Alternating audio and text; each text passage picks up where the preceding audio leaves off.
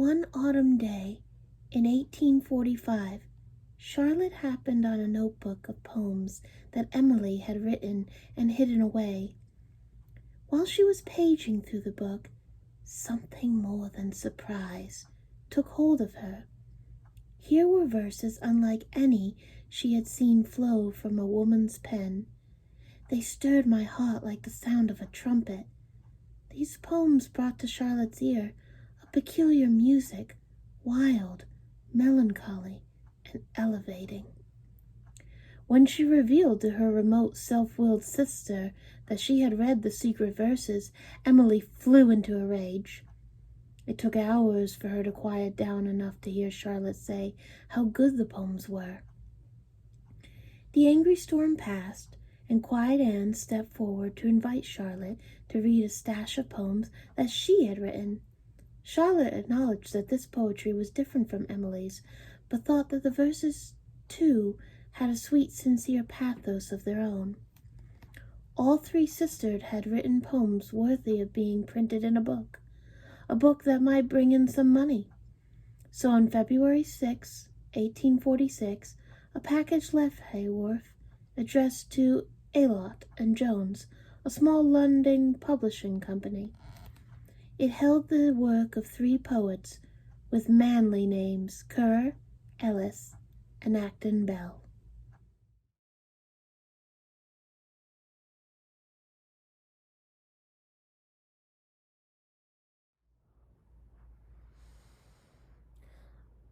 I have a terrible confession to make.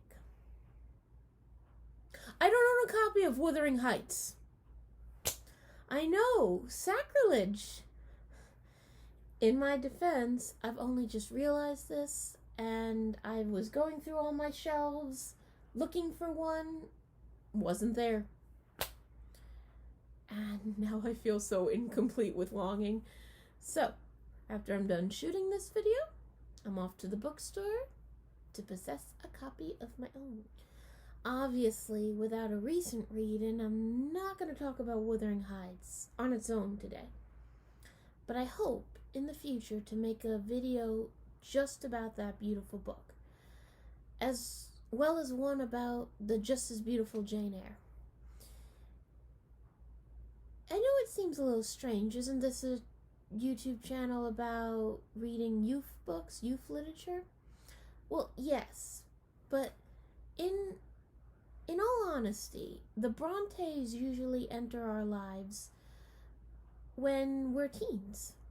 At least Emily and Charlotte came into my life when I was in my mid-teens, and they influenced the person I was growing up to be. I imagine many readers have experienced them that way. Not all, but many. I hope one day to even share their stories with my students when they're a little older.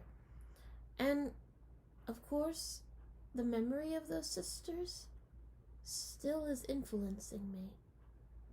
You know, unlike so many other books, even just one reading of Wuthering Heights or Jane Eyre doesn't ever stop haunting you.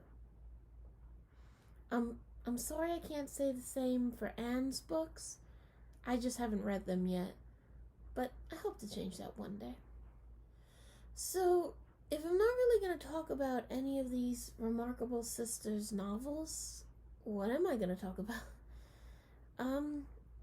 This video is going to be a little different. I guess I'm going to focus how they live their lives a little bit. I just finished reading Catherine Reef's biography of the three sisters. It's a YA biography, so I'm not really cheating the channel in any sense. Now, this story is heart-rending. Imagine you're not free. Imagine that you can be murdered by religion. You can be locked away on a man's whim. You're not allowed to express your instincts, your wisdoms, your passions. You're not allowed to enjoy any role you find yourself in. You have no right to make choices about what you'll even do with yourself. And you're not allowed to claim the efforts of your own imagination. I'm not talking about some dystopia future, guys. This was the past for most women in the time and place of the Bronte sisters. And horrifically, if you go around the world to certain places, it's the present for more women than a privileged person like myself even dares to realize. But I'm not here to give a big critique on Victorian society or any society. What I want is to draw attention to these women's efforts to keep boxing on despite all of that. Throughout their short lives, they turn the terrors of their circumstances and chance into something creative. Catherine Reef starts the book with the death of their mother, and she follows them throughout their whole lives, however short those may be. These were lives that were overwhelmed with sorrow because of more death and of society's repression. The girls are sent at a young age to a dangerous school that abuses them in the name of religion and ends up killing 2 of their sisters. Fortunately, Charlotte, Emily, and Anne escaped that murder, but not without trauma. Despite losing people, or maybe because, the sisters become very close, and they have the urge to create. From early childhood, they build entire worlds to escape to together. These places are complex fantasies with so much activity, people falling in love, people having battles, people making kingdoms. I really was reminded through this book how far a child's imagination can go, must go, when life is so unfair. However, unlike many people who grow up and grow out of that, they don't forget these worlds, especially Emily. They keep returning to them throughout their lives. There's something else, too. The girl's father has some common sense, and he gives them access to books, real books. Yeah, they devour Shakespeare, of course, but also romantics like Wordsworth and Lord Byron, poets that ignite themselves in their imaginations in nature. Nature becomes their friend. Again, particularly Emily's. It becomes perhaps more than a friend to her. When I read this biography, I imagined the tall, quiet, and often alone Emily being able to sense what others couldn't about the universe. I could see her on the moors with her dog, exploring and embracing the outside. I honestly can't wait till I get a hold of her book again and experience what that was like. Still, it's not all great. It's not all beautiful. As they grow into adulthood, they soon realize there may be nothing they can count on. Their father, though loving, will one day be gone. Their beloved brother has become lost in alcoholism and opium addiction. There's not really any possible marriage prospects.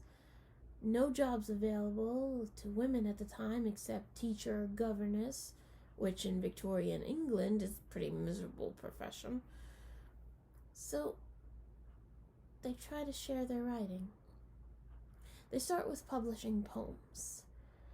Catherine Reef gives us a glimpse of all their poems, but it was Emily's that mostly caught me. Here's a verse.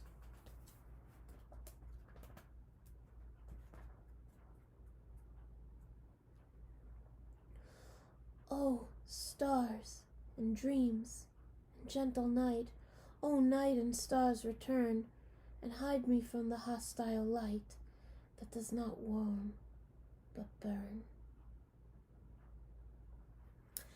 Well, now I have to go find a book of her poetry too. Anyway, they published under secret identities because Not only is a woman shunned for writing, many topics are forbidden to her, particularly passion. Still, of course, these women continue to turn their restrictions into something creative. They each end up writing and publishing at least a novel. I'd love to say that their world-changing books would change everything for them too, and that they all lived happily ever after, but their lives do not end in triumph. Because as we all know, and as they knew all too well, these close sisters will have to lose one another, sooner or later. Sooner in their cruel cases. And yet, what strikes me about their life story is they keep on keeping on anyway. In illness or in loss, all of them keep writing, keep striving to make it through the days. It's not easy. Each of their uniqueness was unable to function in society one way or another. It's a good thing, but a deeply painful thing nonetheless. Instead of conforming to everyone or waiting for a rescue, they make something new to say about the worlds they inhabit. At least it feels new to everyone else because what they write disturbs people.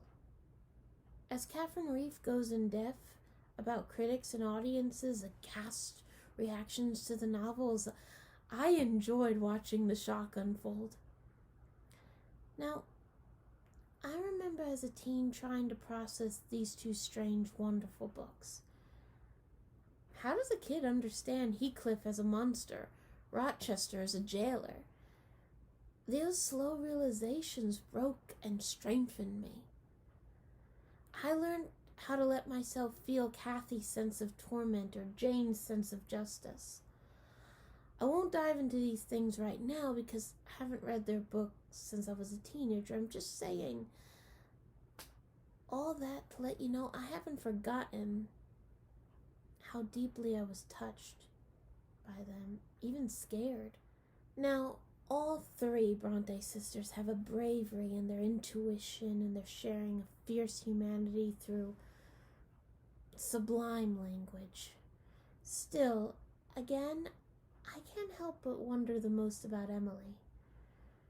It seems that, at least the evidence this book shows, it seems that Charlotte and Anne's stories were, not always, but inspired a lot by their own experiences. Whereas Emily, her story seems to come from her imagination. Yeah, I haven't read the Brontes in almost 20 years, but they, especially Emily, haunt me like Kathy haunts people in the novel.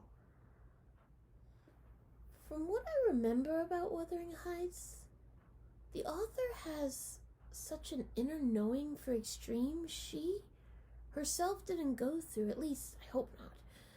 I would never root for people like Heathcliff and Kathy, and Emily's poetic heart is not sentimental or lowercase romantic. She shows what cycles of abuse can do, what terror they can create.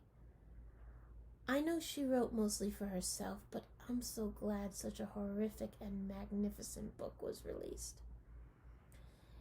It's from her that I dare to think of monsters as destroying each other. I dare to think of being in love and furthermore bounded to nature.